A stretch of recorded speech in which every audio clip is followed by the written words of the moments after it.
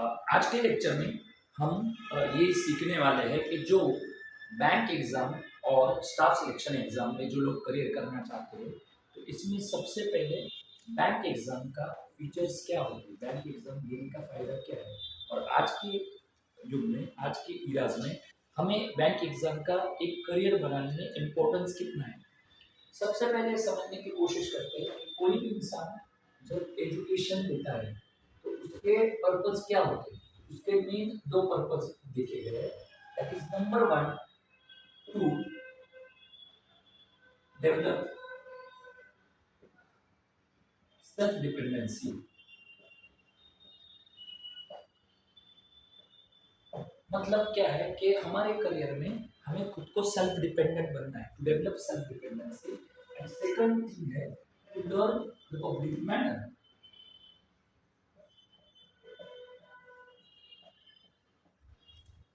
तो यहाँ पे सेल्फ डिपेंडेंसी मतलब क्या है कि दो तरीके से आप डिपेंडेंसी कर सकते हैं, या तो बिजनेस कर सकते हैं या जॉब कर सकते हैं।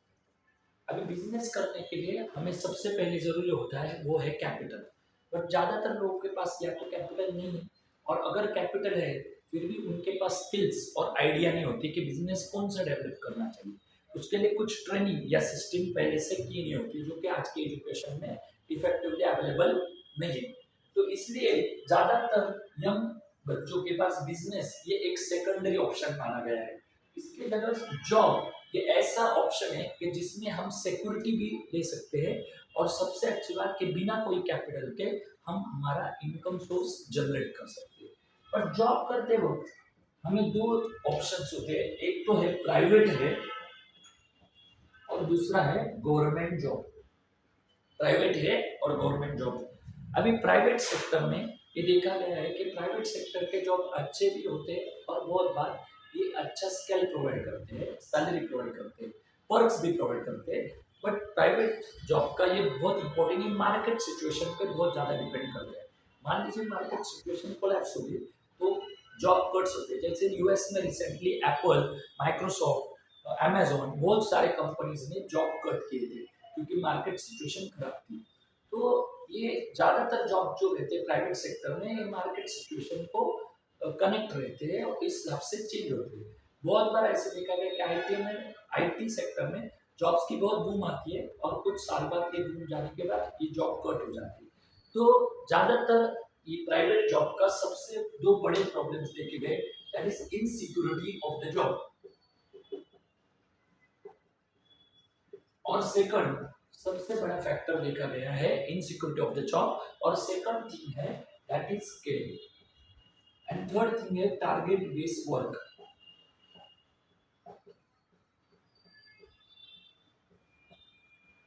तो इस वजह से इनसिक्योरिटी की वजह से हमें कोई भी फाइनेंशियल प्लानिंग, फैमिली प्लानिंग और अदर कोई प्लानिंग नहीं कर पाते, बिकॉज हमारे पास इनकम सोर्स की स्टेबिलिटी नहीं होती।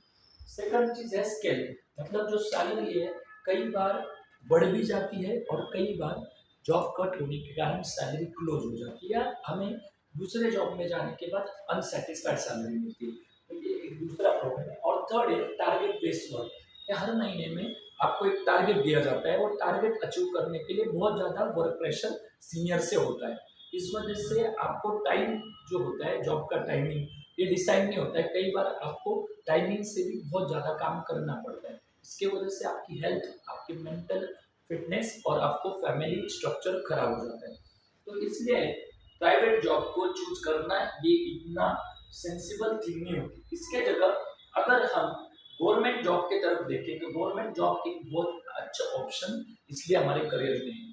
अभी पब्लिक मैनर क्या है कि आज के डेट में जो भी स्टूडेंट एजुकेशन लेता है, तो एजुकेशन लेते वक्त उसको बहुत जो इम्पोर्टेंट चीज़ें आज के लाइफ में ज़रूरी है, जैसे कि सेविंग अकाउंट क्या होता है, करंट अकाउंट क्या होता है, डीमैट अकाउंट क्या है, इसके अलावा म्यूचुअल फंड्स क्या होते हैं, यूनिक इंश्योरेंस प्लान क्या होते हैं, इसके अलावा ट्रैवल बुकिंग कैसे किया जाता है, यूनिफाइड पेमेंट इंटरफेस कैसे यूज किया जाता है, डेबिट कार्ड, क्रेडिट कार्ड, इसके क्या फायदे हैं, डिमांड ड्राफ्ट कैसे बनाया जाता है, लोन कैसे लिया जाता है, केवाईसी डॉक्यूमेंट्स क्या होते हैं, और बहुत सारी चीज़ें हैं जो मार्केट में यूजफुल होती है, इसके बारे में ज़्यादातर स्टूडेंट्स को पता नहीं होता है।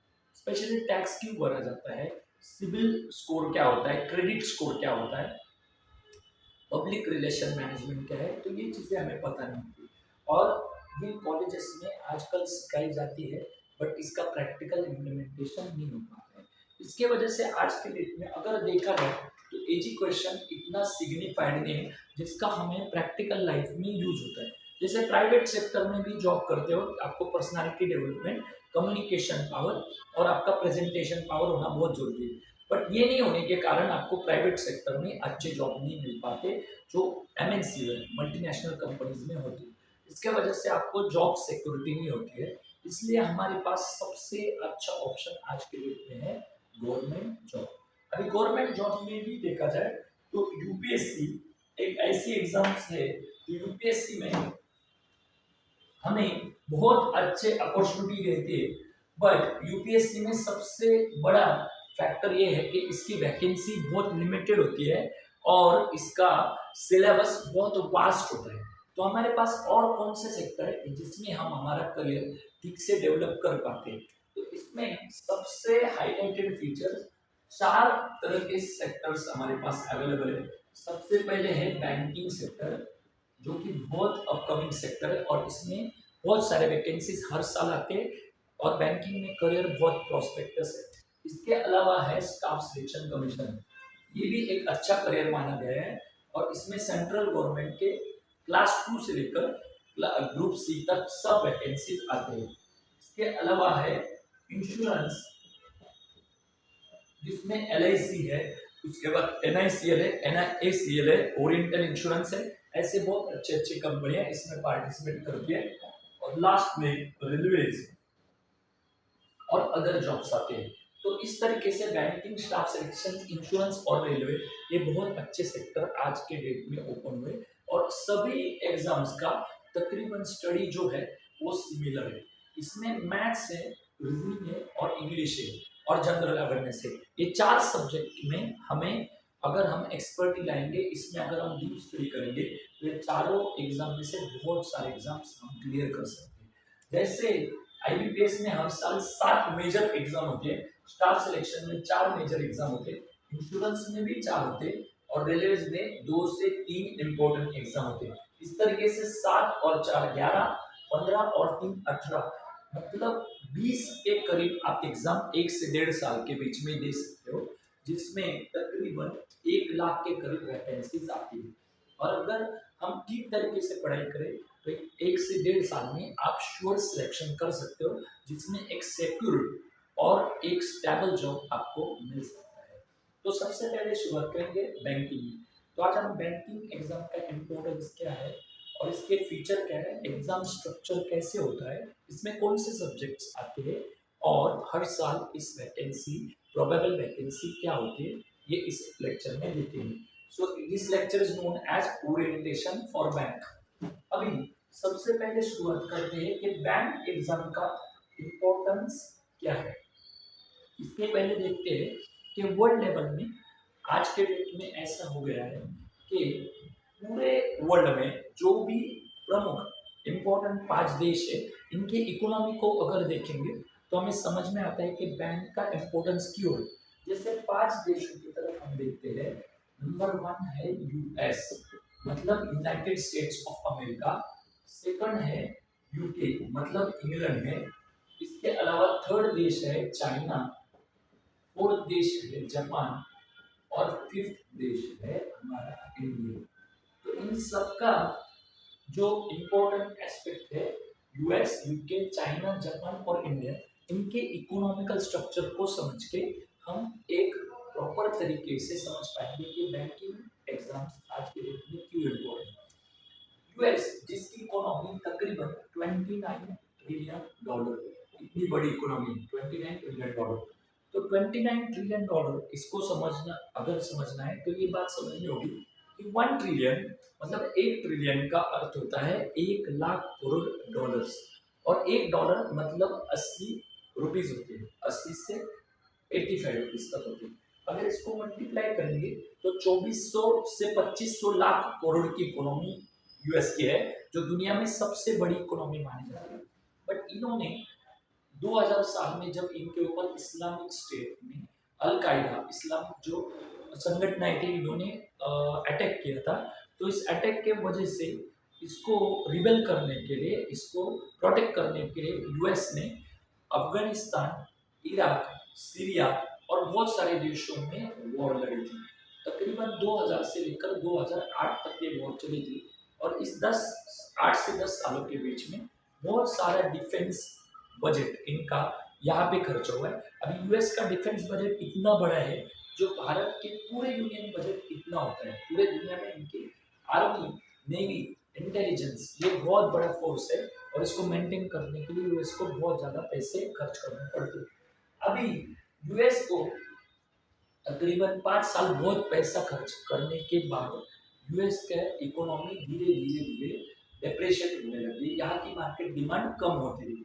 2006 में 2006 में यहाँ पे एक इकोनॉमिकल समिट थी और समिट में हमारे इंडिया के एक फेमस इकोनॉमिस्ट है जो कि आईएमएफ में काम करते थे, इनकी एक स्पीच रखी थी और इस स्पीच में इन्होंने यूएस के इकोनॉमी के बारे में एक प्रेडिक्शन किया था। इस प्रेडिक्शन में ये बताते हैं कि यूएस की इकोनॉमी अभी बहुत अच्छी चल रही है पर आगे जाके यूएस में बहुत बड़ा इकोनॉमिकल क्राइसिस होने वाला है। और इस क्राइसिस के बारे में इन्होंने कहा कि यूएस में इकोनॉमी में इतना बड़ा क्राइसिस आने वाला है कि जिसको रिपेयर करने के लिए यूएस के 10 से 20 साल जा सकते हैं। अभी इस क्राइसिस के बारे में ये क्या कहते हैं, तो अमेरिका की सबसे बड़ी बैंक है फेडरल रिजर्व। तो फेडरल रिजर्व ये सारे बैंक्स को ये मॉनिटर करती है। अभी अमेरिका में जो भी कमर्शियल बैंक है इनको ये फंड प्रोवाइड करती है। तो यहाँ पे सारे कमर्शियल बैंक वहाँ के कस्टमर को लोन देते हैं। कस्टमर मतलब बिजनेसमैन। अभी क्योंकि वॉर के वजह से महंगाई बहुत ज़्यादा बढ़ गई थी क्योंकि क्रूड ऑयल के प्राइसेस बढ़ गए थे। अभी क्रूड ऑयल के प्राइस बहुत ज़्यादा बढ़ने के कारण जो भी कमोडिटीज़ है इनके प्राइस बहुत बढ़ने लगे। अभी ये प्राइस बढ़ने के बाद ऐसे होता है कि कस्टमर्स ने जो मार्केट में इनके ज़्यादा जो बाइंग है वो बाइंग पे बहुत ज़्यादा असर हुआ क्योंकि महंगाई जब बढ़ती है तो डिमांड ड्रॉप होती है।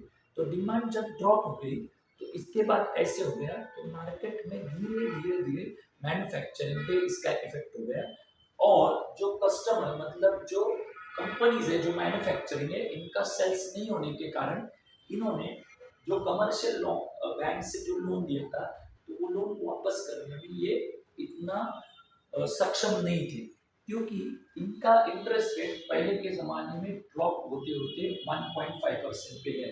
कितना? 1.5%, जो कि बहुत कम रेट था।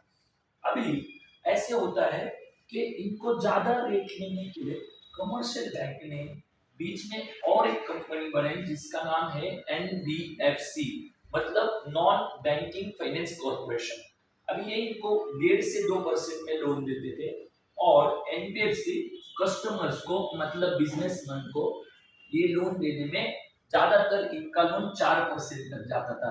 तो इन्होंने 2.5 तक लोन देना शुरू कर दिया और ये इनकी रेंज थी बट कस्टमर तक ये 4% से लोन आता था।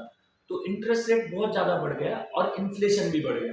तो दो बहुत बड़े प्रॉब्लम की वजह से मार्केट की डिमांड बहुत कोलैप्स हो गई और यूएस में इस मार्केट कोलैप्सेशन के वजह से मार्केट में नीड खत्म हो गई और इन कस्टमर्स ने अपना लोन जो भी एनबीएफसी से लिया था वो वापस करना स्टॉप कर दिया। अभी ऐसा होता है कि इन्होंने इनका लोन जो लिया था ये नॉन मॉर्गेज लोन था, इसमें कोई भी कोलैटरल नहीं था, मतलब कोई भी चीज़ को मॉर्गेज नहीं किया था। इस वजह से ये लोन ड्रॉप होता है जिसको बैंक करप्सी कहते हैं। बैंक करप्सी की सिचुएशन तैयार हुई, बड़े लेवल में कस्टमर ने लोन देना बंद कर दिया तो इसके वजह से एनबीएफसी को बहुत बड़ा लॉस होता है। फिर एनबीएफसी ने इनसे जो लोन लिया था कमर्शियल बैंक से वो भी ये रीपे करना बंद कर दिया।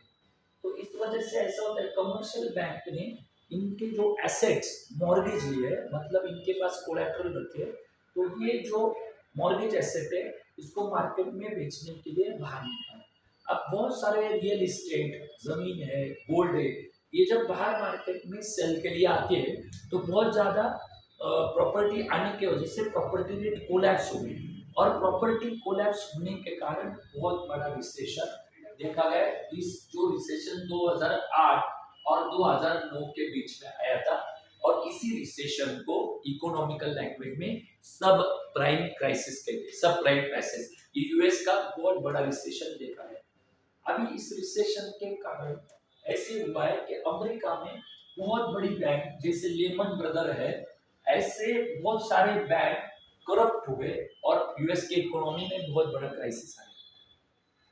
तो इस क्राइसिस के वजह से यूएस के इंटरेस्ट रेट बहुत नीचे जाते हैं, और वो तकरीबन 1.5% से 2.5% के बीच में आ जाते हैं। और जो ये स्पीकर है इनका नाम है रघुराम राजन, जो कि आरबीआई के फॉर्मर गवर्नर थे।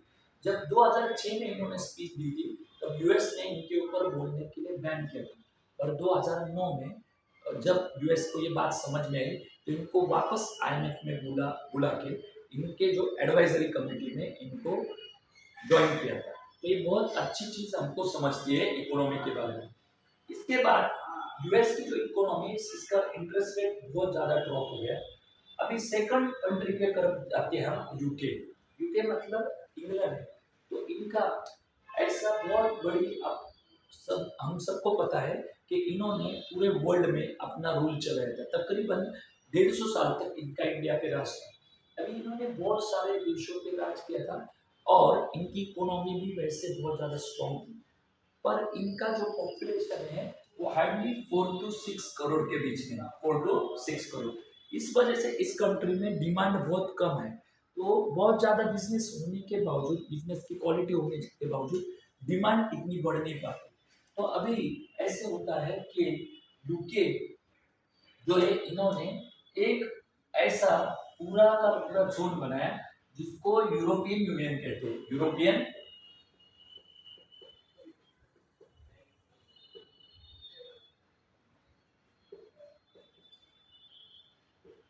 अभी यूरोपियन यूनियन में कौन कौन सी कंट्री आती है, तो इसमें इंग्लैंड है, फ्रांस है, जर्मनी है, ग्रीस है, इटली है, स्पेन है, पोर्तुगाल है, बेल्जियम है, ऐसे 22 कंट्री है। तो इन्होंने यूरोपियन यूनियन बना के इंग्लैंड से फ्रांस है, फ्रांस से जर्मनी है, जर्मनी से इटली है, ऐसे इंटरनल रोड्स बनाए, और बिना वीजा के आप यहाँ जाके ट्रैवल करते हो, अपने बिजनेस भी सेट कर सकते हो। तो ऐसे हो रहा है कि जैसे इन्होंने बिजनेस सेट किए तो फ्रांस, इंग्लैंड और जर्मनी की बहुत बड़ी बड़ी कंपनियां, जैसे जर्मनी की कंपनी मर्सिडीज बेंज है, बीएमडब्ल्यू है, इसके बहुत बड़ी कंपनी, फ्रांस की कंपनी जैसे फ्रांस की बहुत बड़ी बड़ी कंपनियां जो है जैसे रेनॉल्ड्स है, कार कंपनी है, इंग्लैंड की वोडाफोन है। तो ये बहुत बड़े कंपनीज ने अपना बिजनेस दूसरे देशों में लेके गए, और क्योंकि इन कंपनी की साइज बहुत बड़ी थी तो जो छोटे देश है जैसे ग्रीस है, इटली है, बेल्जियम है, इन देशों की जो कंपनीज है वो धीरे धीरे धीरे कोलैप्स होने लग गई। जैसे पहले पहले तो मार्केट एरिया बनने के कारण यूरोप में इसका बहुत ज़्यादा फायदा देखा गया, बट बाद में बड़े देशों की कंपनियां बहुत ज़्यादा बड़ी हो गई, और छोटे देशों की कंपनियां धीरे धीरे बंद पड़ने लगे, और इन देशों में मैन्युफैक्चरिंग प्लांट्स बंद हो गए। तो अभी यहाँ पे बड़े लेवल में अनएम्प्लॉयमेंट देखा गया, जैसे ग्रीस में, इटली में और बेल्जियम में इतना अनएम्प्लॉयमेंट देखा गया कि वहाँ पे जो जीडीपी के भी तकरीबन 125% इतना बड़ा लोन इनको लेना पड़ गया। तो ग्रीस, बेल्जियम और छोटे देशों के तरफ से वहाँ पे बिजनेस बंद होने के कारण माइग्रेशन की स्थिति बढ़ गई। माइग्रेशन, वहाँ से लोग इंग्लैंड में आने लग गए जॉब को, इंग्लैंड में, फ्रांस में और जर्मनी में। तो जब माइग्रेशन बहुत ज़्यादा बढ़ता है तो वहाँ पे क्राइम भी बढ़ता है। तो इंग्लैंड में क्राइम की बहुत ज़्यादा सिचुएशन देखी गई। तो वहाँ पे इंग्लैंड के जो मेजर मेजर पार्क है, इनको क्राइम की वजह से इन्होंने इंग्लैंड में पार्टीशन करने का डिसीजन लिया। इसमें बहुत बड़ा पार्ट है जिसका नाम है स्कॉटलैंड। तो स्कॉटलैंड ने इंग्लैंड से अलग होने के लिए वहाँ पे वोटिंग हुआ था। इस वोटिंग में ऐसे देखा गया कि यस और नो, इस वोट्स में जो इंग्लैंड से बाहर रहने के लिए 45% लोगों ने अप्रूव किया था, और 55% लोगों ने नो कहा कि उनको इंग्लैंड में ही रहना है। मतलब एकदम मार्जिनल इसमें स्कॉटलैंड अभी इंग्लैंड का पार्ट है, अदरवाइज ये स्कॉटलैंड या इंग्लैंड से बाहर जाता था। ये सबसे ज्यादा रेवेन्यू देने वाला पार्ट है। मतलब देखिए कि इस देश में मार्केट सिचुएशन जो हमें बाहर से लगती है इतनी अच्छी नहीं, बट इनकी पॉपुलेशन बहुत कम है और इनका रेवेन्यू इतना है, इसके वजह से पर कैपिटा इनकम बहुत ज्यादा है। जैसे भारत का जीडीपी इनसे बहुत ज्यादा है, बट हमारी पॉपुलेशन बहुत ज्यादा होने के कारण हमारे यहाँ पे पर कैपिटा इनकम बहुत कम है। तो यही चीज को देखने की वजह से हमें ये समझता है कि इंग्लैंड में भी इकोनॉमिकल सिचुएशन इतनी अच्छी नहीं, इस वजह से वहां पे पिछले 8 से 10 साल में 7 अलग अलग लीडर्स ने लीडरशिप की है। जैसे कि डेविड कैमरून है, थेरेसा मे है, उसके बाद बोरिस जॉनसन है, लीजा रे है, उसके बाद अभी ऋषि सुनक जो भारत से हुआ करते थे। ऐसे अलग अलग लीडर्स ने वहां पे प्राइम मिनिस्टरशिप पे उन्होंने चार्ज लिया था। तो मतलब वहां पे पॉलिटिकल स्टेबिलिटी भी है और इकोनॉमिकल भी, और इसके इंटरेस्ट रेट 2.5% के करीब है। अभी इसके बाद थर्ड कंट्री आती है चाइना। तो चाइना के बारे में देखा गया तो चाइना वैसे तो देखा गया तो बहुत बड़ी इकोनॉमी, तकरीबन ये 20 ट्रिलियन के करीब इकोनॉमी, यूएस के बाद सेकंड इकोनॉमी देखी गई। बट ऐसे होता है कि चाइना में भी एक बहुत बड़ा प्रॉब्लम अभी पिछले 5 साल में आके गया है। जैसे कोरोना की वजह से वहाँ बहुत ज़्यादा डेथ हुई, कोरोना की वजह से बहुत सारे बिजनेस अनस्टेबल हुए, और जितना भी वर्ल्ड लेवल में देखा गया है कि कोरोना का इफेक्ट है, इसमें सबसे ज़्यादा इफेक्ट चाइना में है। और वो पब्लिकली इतना हुआ नहीं क्योंकि चाइना में गूगल नहीं है, चाइना में ज़्यादा टेलीविजन चैनल नहीं है, तो चाइना की इंटरनल न्यूज़ बाहर के दुनिया में कभी भी नहीं समझती। इसके वजह से चाइना में जो भी डिस्ट्रक्शन कोरोना की वजह से हुआ है वो बाहर के कंट्रीज में नहीं समझ पा रहे। तो चाइना ने पिछले 10 साल में 15 साल में बहुत कंट्रीज को लोन दिया है क्योंकि इनके पास बहुत ज़्यादा फंडिंग्स है। तो इस फंडिंग का इस्तेमाल इन्होंने श्रीलंका, नेपाल, भूटान, म्यांमार, इन छोटे छोटे कंट्रीज को लोन डिस्ट्रीब्यूट किया है और इनके इनके टेरिटरीज में जाके अपना वहां पे प्रभुत्व मतलब अपनी कमांड जमाने की कोशिश की। बट क्योंकि इसमें से बहुत सारे कंट्री ऐसे जैसे कि पाकिस्तान है, श्रीलंका है, बांग्लादेश और म्यांमार है, यहाँ पे बहुत इकोनॉमिकल अनस्टेबिलिटी है, पॉलिटिकल अनस्टेबिलिटी है। तो चाइना के बहुत सारे कंट्रीज के जो लोन है वो बैंक करप्ट हो गए, मतलब वहाँ पे इकोनॉमिकल अनस्टेबिलिटी की वजह से चाइना का बहुत सारा पैसा आज के डेट में ये देशों में फंस गया है। जैसे पाकिस्तान में अनस्टेबिलिटी है, श्रीलंका में अनस्टेबिलिटी है, बांग्लादेश में अनस्टेबिलिटी और म्यांमार में अनस्टेबिलिटी। तो चाइना को बहुत ज्यादा प्रभाव इन कोऑपरेटिव कंट्रीज के वजह से हुआ है। इसके अलावा चाइना की यूएस के साथ ट्रेड वॉर रिसेंटली हो गई, तो यूएस ने चाइना के ऊपर बहुत सारे टैक्सेस लगाए, तो इस वजह से चाइना का जो रेपुटेशन है वर्ल्ड लेवल में इतना अच्छा नहीं। और एक बहुत बड़ा चाइना के बारे में है कि वहाँ के जो कंपनीज है, तो जब फॉरेन से कंपनी यहाँ पे प्लांट्स डालती है, जैसे कि एप्पल है, तो एप्पल के जो हेड है स्टीव जॉब्स, इन्होंने जब यहाँ पे एप्पल का प्लांट यहाँ पे इंट्रोड्यूस किया था, तो तब जाके बहुत अच्छा रिजल्ट पहले पहले आया था क्योंकि चाइना की मैन्युफैक्चरिंग कॉस्ट यूएस के कंपैरिजन में बहुत कम है, वहाँ लेबर कॉस्ट कम है, इसके अलावा चाइना के लेबर बहुत एफिशिएंट है, तो उसके वजह से एप्पल को बहुत ज़्यादा प्रॉफिट मार्जिन बढ़ गया था। बट एक बहुत बड़ा प्रॉब्लम एप्पल में देखा गया था कि एप्पल के जो पैटर्न्स है, उसके जो फीचर्स है, इसको कॉपी करके बहुत सारे डुप्लीकेट कंपनीज चाइना में बन गई, जैसे रियलमी है, जियोमी है, वीवो है, ओप्पो है, ये सब कंपनियां इन्होंने एप्पल के ही पैटर्न का इस्तेमाल किया था और इसमें बाद में डुप्लीकेशन ऑफ द प्रोडक्ट किया था। तो इस वजह से एप्पल और बहुत बड़े बड़े कंपनीज ने चाइना से अपना इन्वेस्टमेंट बाहर निकाल के अभी इंडिया में शुरुआत किया है। इसके अलावा चाइना की बहुत बड़ी कंपनी है जिसका नाम है अलीबाबा, तो उसको भी चाइना में बहुत बिजनेस में प्रॉब्लम आने के कारण उन्होंने अपना बिजनेस धीरे धीरे कम किया है।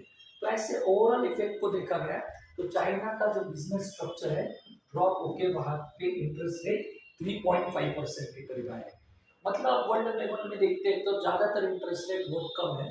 अभी लास्ट कंट्री को देखते हैं जापान, जो कि इंडिया के बाहर की कंट्री। हम सबको पता है कि जापान पे एक बहुत बड़ा न्यूक्लियर अटैक हुआ था, तो इस न्यूक्लियर अटैक के कारण जापान में जो 1940 और 45 के बीच में बहुत सारे लोगों का डेथ हुई थी। और न्यूक्लियर जो रेज रहते हैं ये न्यूट्रॉन के बेस में होते हैं। इसको अनकंट्रोल्ड इमिशन कहते हैं, मतलब ये इमिशन कभी भी बंद नहीं होता है, ये कंटिन्यूअसली चलता रहता है और ग्रेफाइट की वजह से इसको कंट्रोल किया जाता है। अभी ग्रेफाइट की वजह से कंट्रोल किया जाता है। तो जापान में जो न्यूक्लियर इमिशंस है, तो ये न्यूक्लियर इमिशन का बहुत ज्यादा प्रभाव होता है और वहां पे कंटिन्यूअसली अर्थक्वेक होते रहते हैं। जापान में तकरीबन एक साल में अर्थक्वेक, वोल्केनोस इसका प्रभाव होता है। तो इसके वजह से मैन्युफैक्चरिंग, बिजनेस, इन्वेस्टमेंट, प्रोजेक्ट्स इस पे बहुत निगेटिव इफेक्ट हुआ है और इस वजह से जापान में इन्वेस्टमेंट का धीरे धीरे धीरे फ्लो कम हो गया। और आज के डेट में जापान में जो इंटरेस्ट रेट है वो बस 1.5% निगेटिव है। मतलब आप जापान में अगर पैसा इन्वेस्ट करने जाओ, बैंक में अगर पैसा रखो, तो आपको -1.5% मतलब 1.5% देनी पड़ रही है। अभी पूरे वर्ल्ड लेवल का अगर देखते हैं ना तो 1.5% to 2.5% US, UK 2.5%, China 3.5%, Japan -1.5%। और इंडिया का अगर हम देखते हैं तो इंडिया में आज के डेट में तकरीबन 7 to 8% इतना इंटरेस्ट रेट मिलता है। मतलब अगर हम कंपैरिजन करते हैं तो पूरे वर्ल्ड में सबसे ज्यादा इंटरेस्ट रेट इंडिया में मिलता है। तो इसके कारण इंडियन बैंकिंग सिस्टम ये दुनिया में सबसे अच्छी सिस्टम देखी गई। 1 अप्रैल 1935 से लेकर आज तक पूरे 2025 तक एक भी बैंक इंडिया में बैंक करप्ट नहीं हुई, जैसे state bank of India, union bank, Punjab national bank. क्योंकि इंडियन बैंकिंग सिस्टम ये बहुत स्ट्रॉन्ग मानी जाती है वर्ल्ड लेवल में। और इसके फाइनेंशियल इंक्लूजन प्लान्स, इसके अलावा मार्केट बेस, तकरीबन 100 करोड़ लोगों के पास आज बैंकिंग सिस्टम अवेलेबल है, जो दुनिया के बहुत सबसे बड़ी सिस्टम मानी जाती है। अकेले इंडिया में 60 to 70 करोड़ लोगों के पास बैंकिंग अकाउंट है। और अगर ओवरसीज अकाउंट को देखा जाए तो 100 करोड़ अकाउंट्स आज इंडियन बैंकिंग सिस्टम के पास है। इसमें बहुत बड़ा मार्केट कैप अवेलेबल है। कॉमर्स के रूल के अनुसार देखा जाए तो जिस जगह वो डिमांड होती है उसी जगह ज्यादा इन्वेस्टमेंट होती है, जिस जगह ज्यादा इन्वेस्टमेंट होती है उस जगह एम्प्लॉयमेंट होती है। इस वजह से banking sector, government banking sector ये बहुत बड़ा एम्प्लॉयमेंट का सोर्स है। इस वजह से अगले 2 से 5 साल में बैंकिंग ये बहुत बड़ा जॉब क्रिएशन का एक एरिया है। तो ज्यादातर स्टूडेंट्स को मेरा ये सजेशन है कि आपको वर्ल्ड लेवल के सिनेरियो जानने का सबसे बड़ा फायदा है कि आप जब समझ पाओगे कि हमारे यहाँ पे बैंकिंग सिस्टम के कितने बेनिफिट्स। अभी ज्यादातर बच्चों का यह सवाल होता है कि कितने साल तक हम वैकेंसीज को स्टेबल पाएंगे। तो वैकेंसीज क्यों मेंटेन रहती है, इसका बहुत बड़ा कारण मैं आपको अभी समझाता हूँ कि वैकेंसीज के लिए सबसे पहली बात देखी जाती है कि गवर्नमेंट पॉलिसीज हमारे पास क्या है। तो मैं 5 पॉलिसी के बारे में डिस्कस करेंगे हम। नंबर 1 है जनधन अकाउंट, सेकंड नंबर है डीबीएसटी, थर्ड नंबर है यूपीआई मतलब unified payment interface, fourth number है बैंक मर्जर्स और लास्ट है पोस्ट पेमेंट बैंक। अभी शॉर्ट में इन सारे चीजों को हम डिस्कस करते हैं। देखिए हमारे इंडिया में ऐसे में चीज है कि हमारे इंडिया में तकरीबन 60 to 70 करोड़ लोग आज के डेट में बीपीएल मतलब बिलो पॉवर्टी लाइन रेंज में है। 23 करोड़ लोग ऐसे हैं, 25 से 23 करोड़ लोग जो अति गरीब श्रेणी में माने जाते हैं और 60 to 70 करोड़ ये बीपीएल में।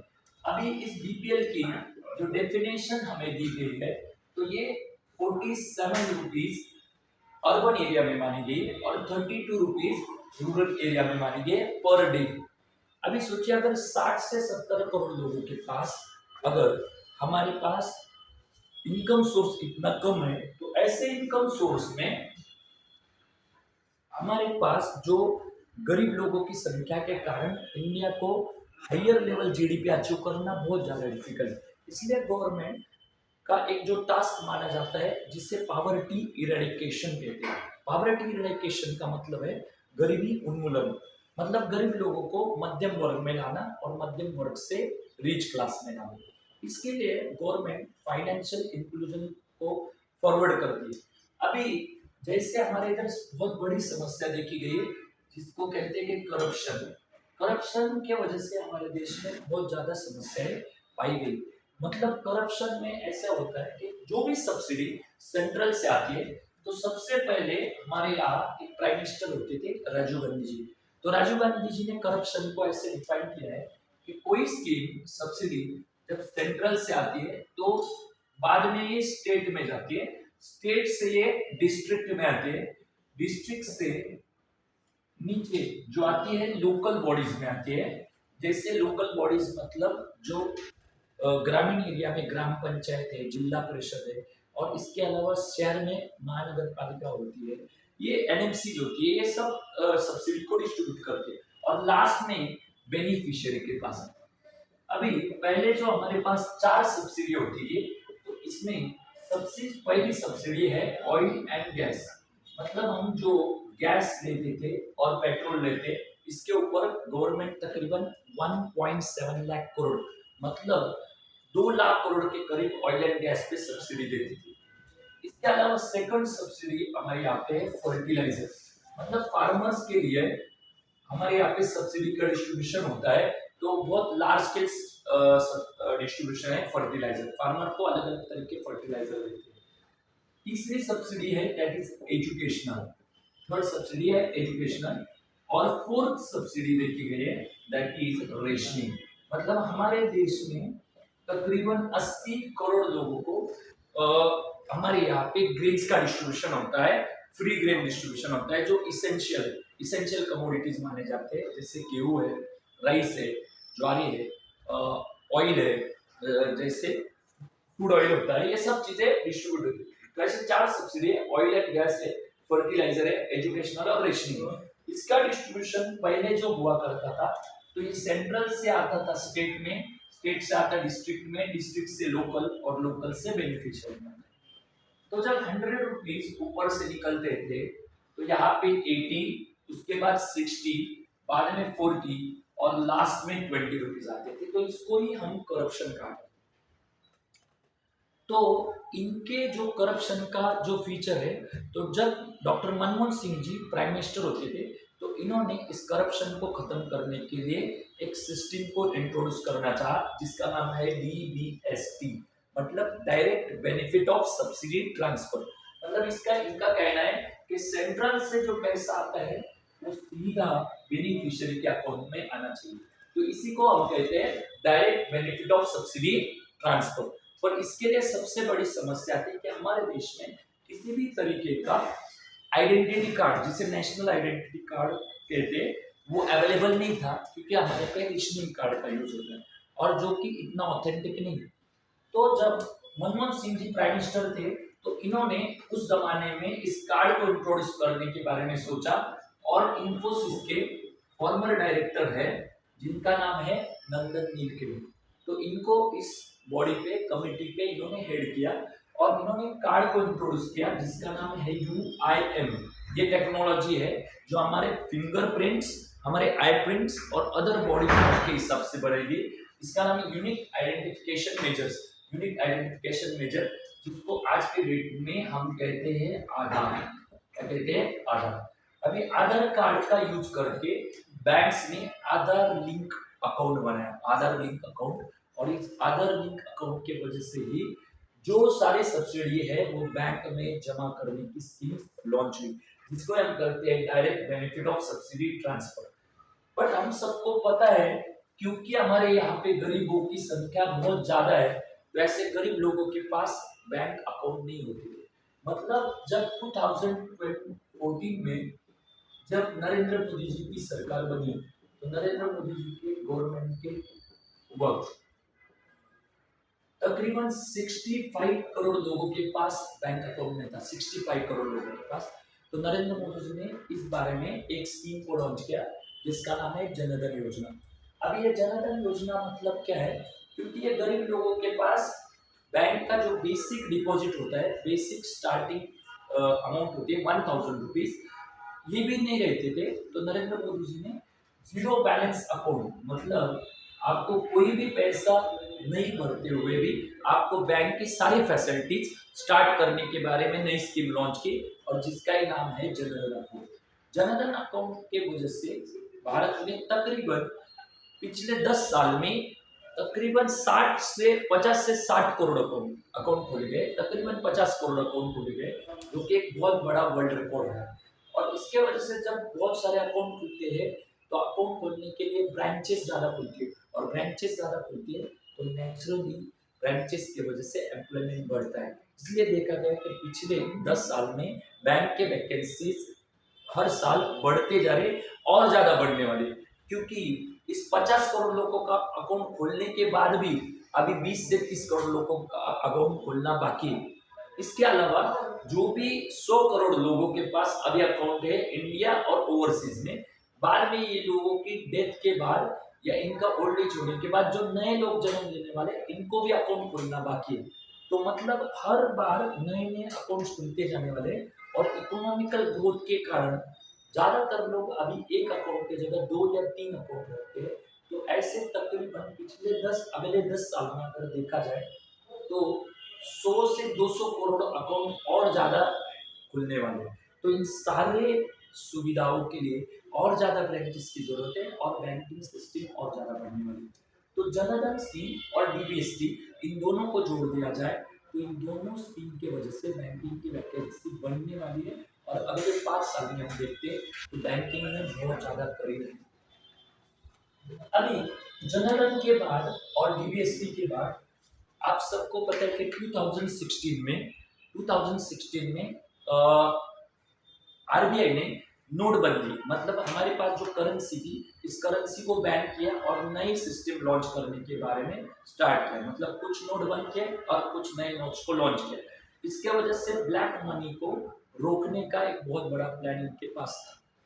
बट तब के जमाने में क्योंकि नोट के जगह करेंसी ट्रांसफर के लिए कुछ वेपन नहीं था, तो हमारे देश में जब डेटा बहुत ज्यादा सस्ता हो गया, जियो और बाकी सारी कंपनियों ने डेटा को बहुत सस्ता किया, तो इसके बाद ज्यादातर लोगों के मोबाइल में पैसा ट्रांसफर करने के लिए गवर्नमेंट ने एक सिस्टम लॉन्च की, जिस सिस्टम का नाम है यूपीआई, मतलब यूनिफाइड पेमेंट इंटरफेस। इसके वजह से हमारे मोबाइल में एक नॉर्मल स्कैनर या नॉर्मल नंबर से किसी भी इंसान को हम इंस्टेंटली पैसे भेज सकते थे। जो पहले के जमाने में बैंक में जाके ऑनलाइन ट्रांजैक्शन है, आरटीजीएस है और एनईएफटी से करवाना पड़ते थे, जो कि बहुत कॉम्प्लिकेटेड प्रोसेस थी। बट अभी फोन पे में से आप 50,000 तक रुपीज इंस्टेंटली भेज सकते हो। ये सिस्टम पहले सब इंडिया में लॉन्च हुई, और ये बहुत सेफ और सिक्योर सिस्टम मानी जाती है। तो इसकी पॉपुलैरिटी बहुत जल्दी बढ़ गई, और जो बहुत कंपनीज, बड़ी बड़ी कंपनी जैसे पेटीएम है, फोन पे है, गूगल पे है, और सारे कंपनीज में फोन पेमेंट गेटवेज लॉन्च किया है। और इसके वजह से आजकल 10 रुपए से लेकर 50,000 रुपए तक लोग फोन पे सेंड करने लगे। इससे ऑनलाइन ट्रांजेक्शन इतना ज्यादा बढ़ गया कि जो लोग पहले पैसे कैश ट्रांजेक्शन करते थे, ज्यादातर लोगों ने, मतलब 90% लोगों ने यूपीआई पे करना शुरू कर दिया। इसके वजह से लोग ज्यादा से ज्यादा बैंकिंग से लिंक करने लगे, और बैंकिंग ट्रांजेक्शन बहुत ज्यादा बढ़ गया, और बैंकिंग का प्रॉफिट मार्जिन और ट्रांजेक्शन सिस्टम बढ़ने के कारण बैंक का जो वर्कलोड बढ़ता है, तो वर्कलोड मैनेज करने के लिए उनको और ज्यादा एम्प्लॉयज की जरूरत बढ़ गई।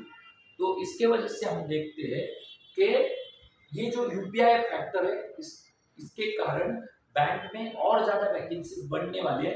इसका कारण है ओवरसीज लेवल में हमारा यूपीआई सक्सेसफुल होने के कारण जो दूसरे देश है, जैसा कि जापान ने अभी रिसेंटली यूपीआई का पेटेंट लिया है, मतलब हमारे से ये अब सब देश फॉलो करने लगे।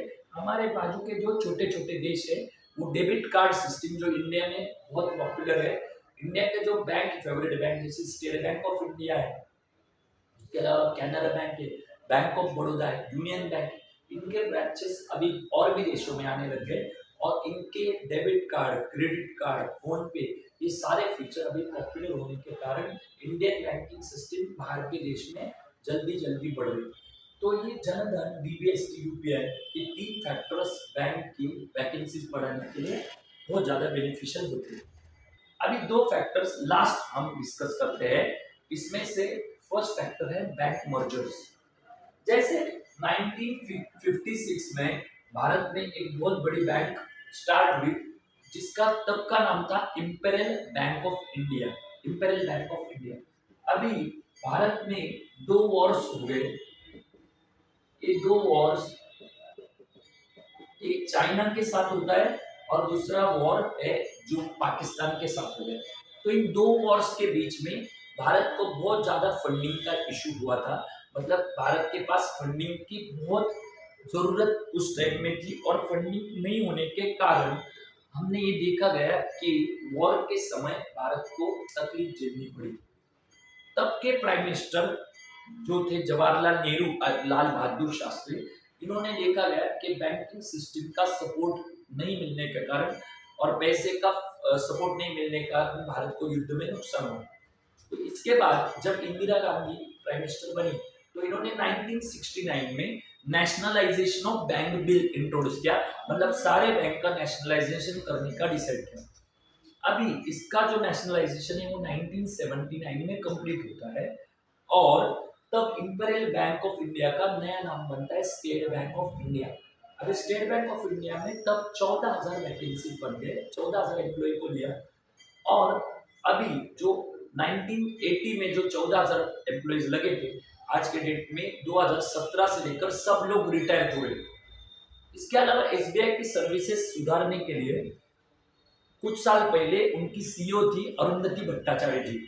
इन्होंने एसबीआई की सारे सिस्टम को डेवलप करने के लिए और अच्छा करने के लिए फोन पे बैंकिंग, यूपीआई एप्लीकेशन और कस्टमर सर्विस डेस्क, ये सब सुधारने के लिए यंग एम्प्लॉयज के तरफ जाने के बारे में सोचा। और इन्होंने तकरीबन 35,000 इतने एम्प्लॉयज को वीआरएस स्कीम, वीआरएस मतलब वॉलेंटरी रिटायरमेंट स्कीम को लॉन्च किया, जिसके अंतर्गत 52 एज से ज्यादा जो भी एम्प्लॉइज है इनको रिटायर करने के बारे में इन्होंने एक प्रस्ताव दिया। और वह रिटायरमेंट स्कीम अच्छी लगने के कारण ज्यादातर एम्प्लॉइज ने वीआरएस स्कीम को एक्सेप्ट किया। और 35,000 ये और 14,000 रिटायरमेंट, ऐसे टोटल पकड़ लिया तो एसबीआई में पिछले 6 से 7 साल में 70,000 के ऊपर वैकेंसीज क्रिएट होने लगी। तो इस 70,000 को बिल करने के लिए उन्होंने तब के जो फाइनेंस मिनिस्टर अरुण जेटली और जो प्राइम मिनिस्टर के एडवाइजर है अरविंद सुब्रमण्यम जी, इनके पास एक प्रस्ताव दिया कि एसबीआई में इतने सारे वैकेंसी फिल करनी।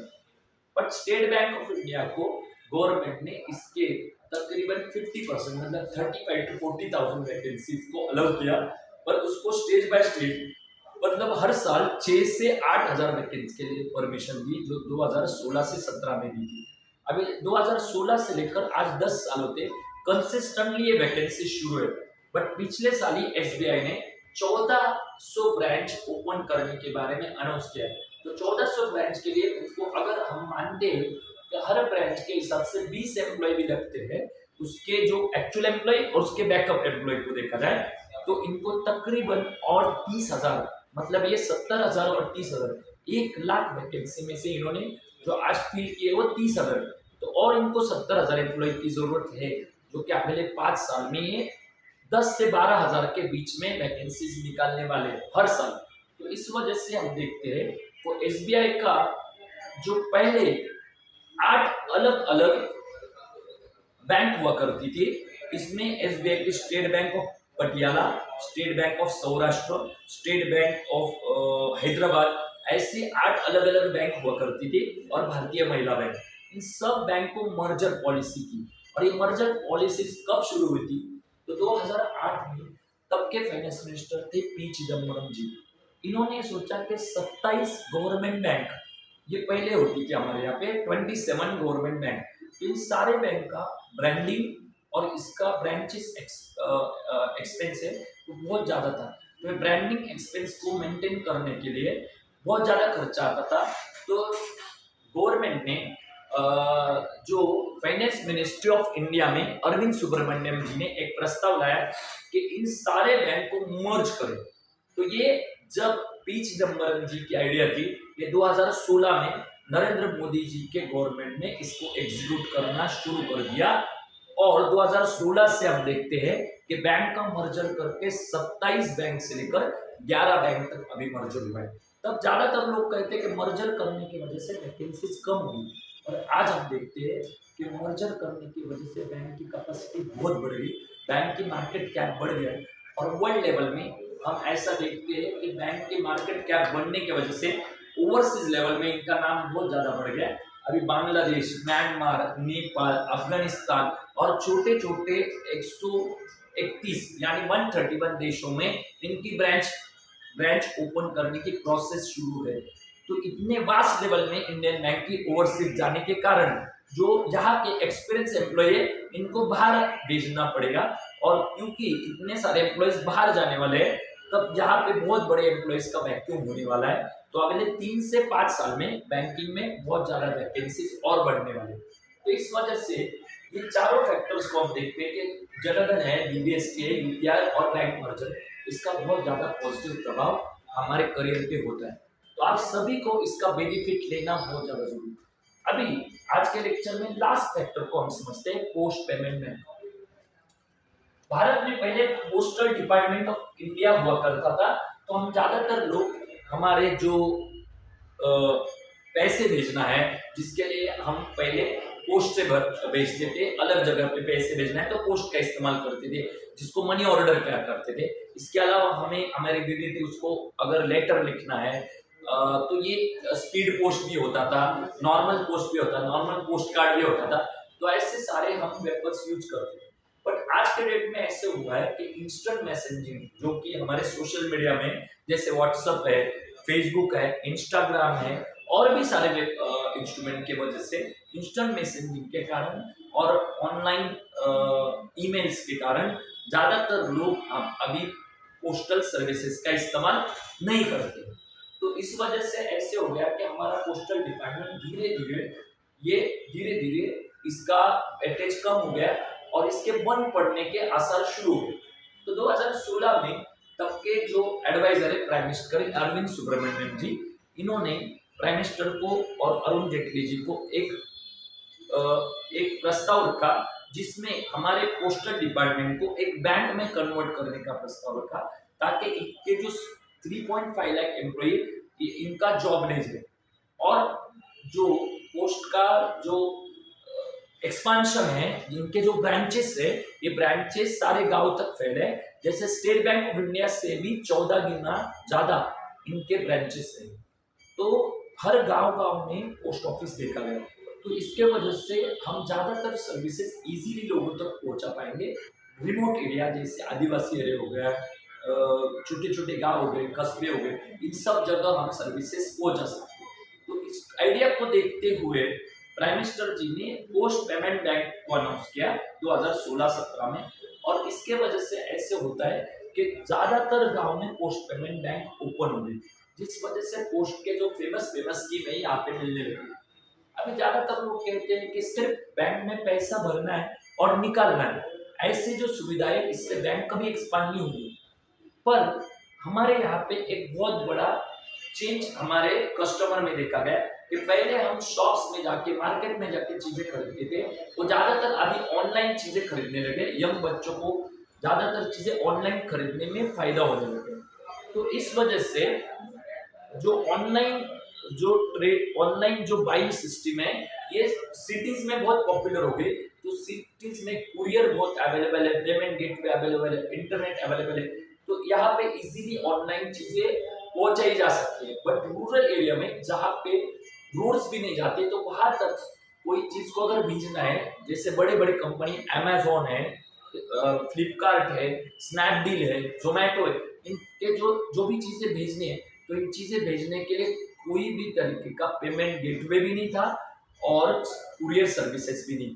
पर इसके लिए पोस्टल डिपार्टमेंट ये सबसे अच्छा ऑप्शन इन कंपनीज के पास आया है, और इस वजह से ज्यादातर कंपनी ने अगले 10 साल के लिए पोस्ट को अपना एक ऑथराइज्ड मीडिएटर फॉर पेमेंट ये अभी इन्होंने कॉन्ट्रैक्ट किए हुए।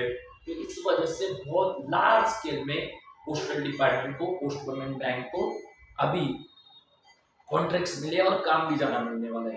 तो इसके वजह से इनके जो 3.5 लाख एम्प्लॉय जो है, जो आज के डेट में इतने ज्यादा ट्रेन नहीं थे, इनका जो रिटायरमेंट पैसेज था 2016 से 2030 तक, ज्यादातर एम्प्लॉय इसमें से रिटायर होने वाले।